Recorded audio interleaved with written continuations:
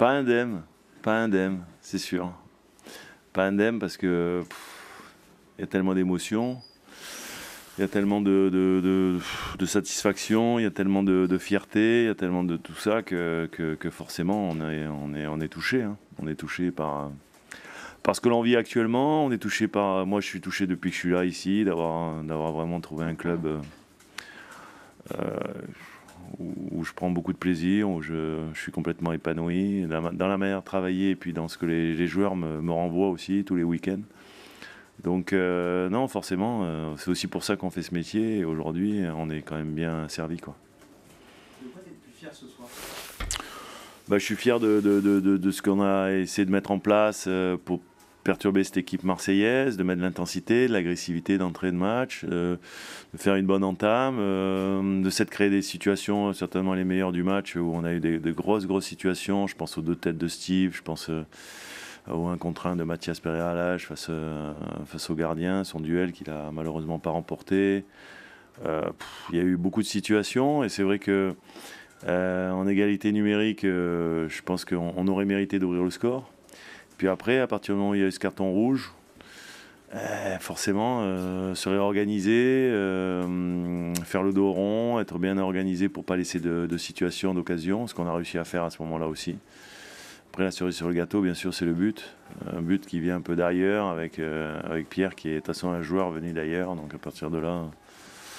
Tu peux nous en parler justement quand même de Pierre, parce que là c'est une saison, c'est énorme. Est-ce que tu considères que c'est presque le meilleur joueur du championnat aujourd'hui?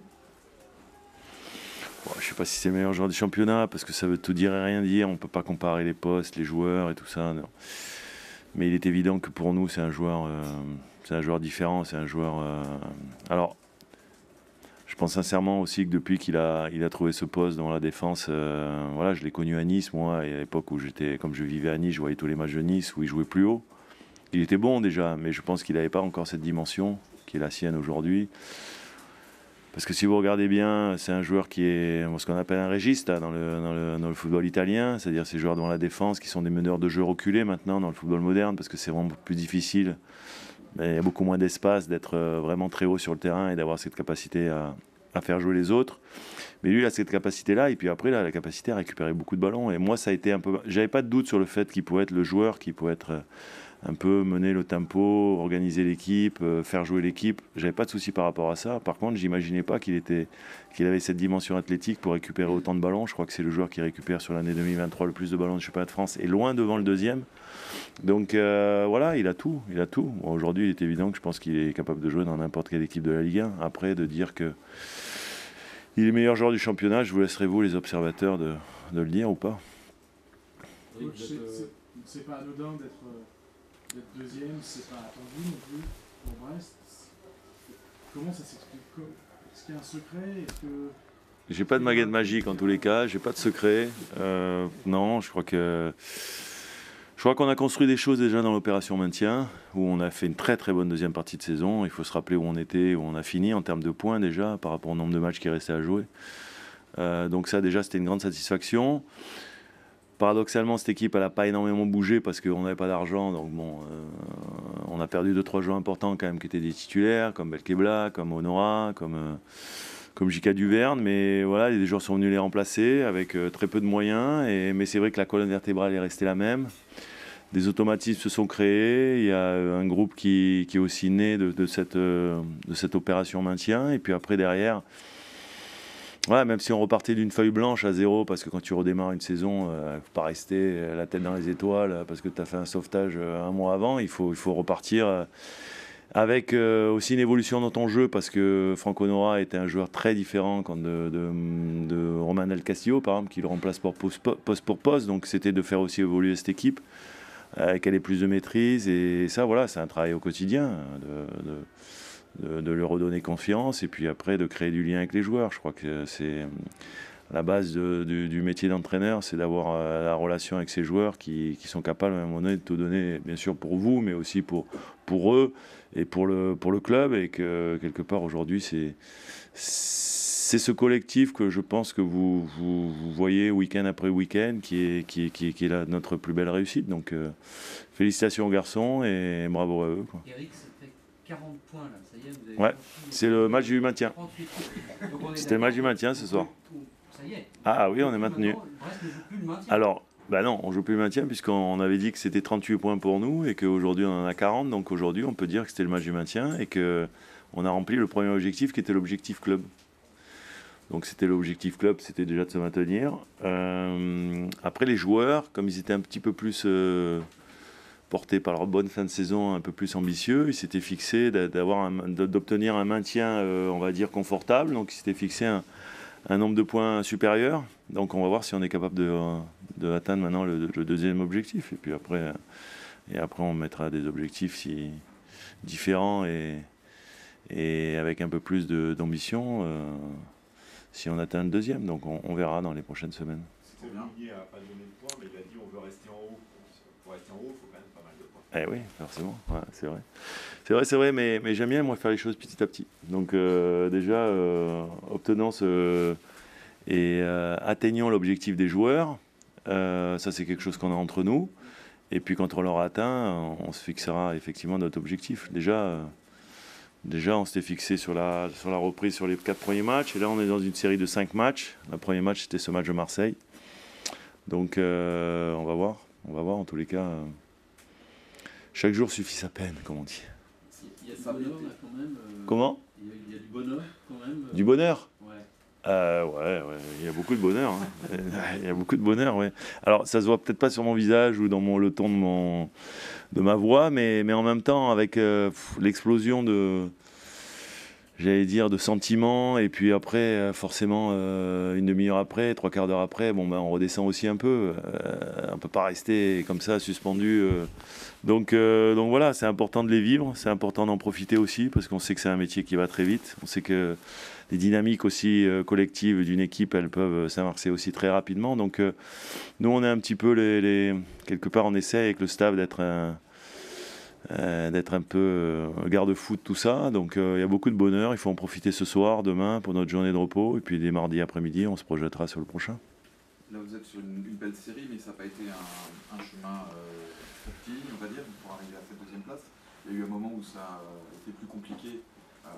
Ouais, on a perdu 3 matchs d'affilée. Ouais.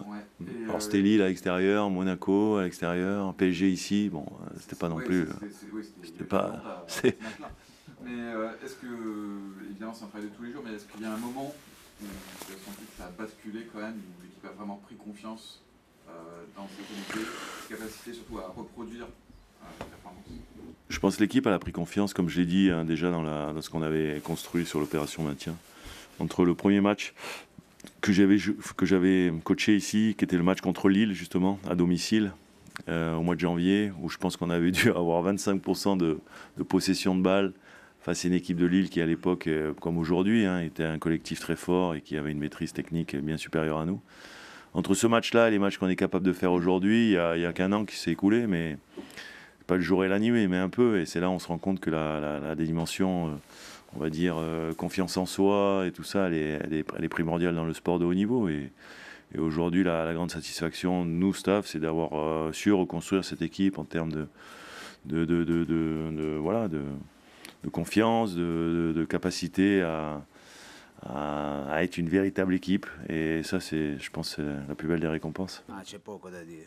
Assumersi le responsabilità, chiedere scusa a tutti i tifosi, chiedere scusa a questa maglia, perché penso che questa sera è inaccettabile quello che abbiamo fatto. Il primo responsabile di questa barca sono io, e chiedere scusa a tutti i tifosi del Marsiglia. C'è poco da dire, è inutile che stiamo qua a parlare e a dire. Chiedere scusa, penso che è la cosa più giusta, perché è inaccettabile. Je crois qu'il y a bien peu de choses à dire ce soir. Il faut juste prendre nos responsabilités, assumer cette situation, demander pardon aux supporters, demander pardon à ce maillot, car ce soir, ce qu'on a produit, c'est inacceptable. Je suis le premier responsable et je demande pardon à nos supporters. Je crois que c'est la seule chose à faire ce soir, parce que c'est inacceptable. Bruno. Coach, bonsoir. Vous êtes Vous êtes apparemment resté longtemps avec vos joueurs dans le vestiaire. Pour vous dire quoi? Paolo Lopez est venu parler, il a eu des mots très forts, très très forts, sur le fait d'être devant leurs responsabilités, que c'était impossible d'en arriver là, qu'on était indigne de porter le maillot de l'OM quelque part. Que vous êtes-vous dit, s'il vous plaît?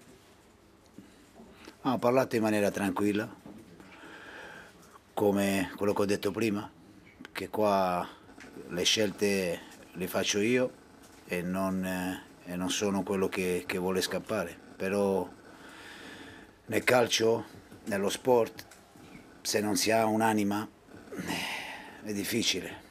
Penso che noi in questo momento non abbiamo un'anima e quando una squadra non ha un'anima è difficile. Questo ho detto alla squadra. E abbiamo toccato il fondo stasera. Siamo entrati in un vortice che sta diventando molto pericoloso. Ho detto che ci dobbiamo guardare indietro, non pensare all'Europa, ma pensare di fare più punti possibili, perché quello che stiamo facendo, siamo entrati in un vortice che difficilmente, se non cambiamo registro, possiamo andare avanti.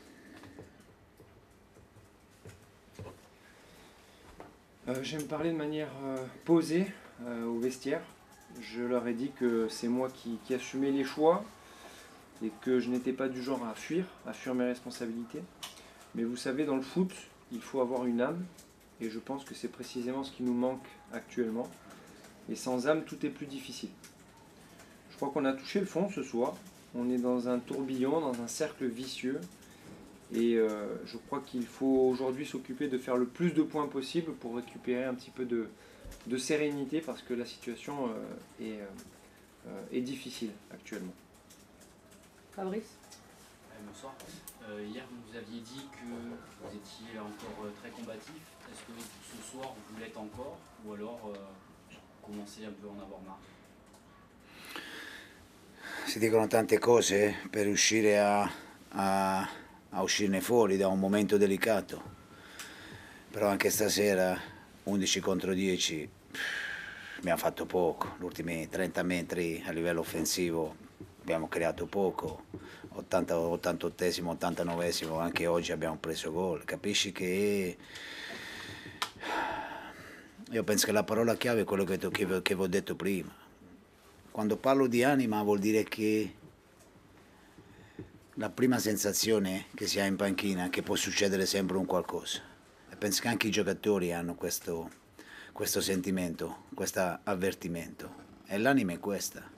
Quando tu hai la sensazione che non siamo squadra, facciamo fatica a essere squadra. E lo dimostriamo, si tocca con mano.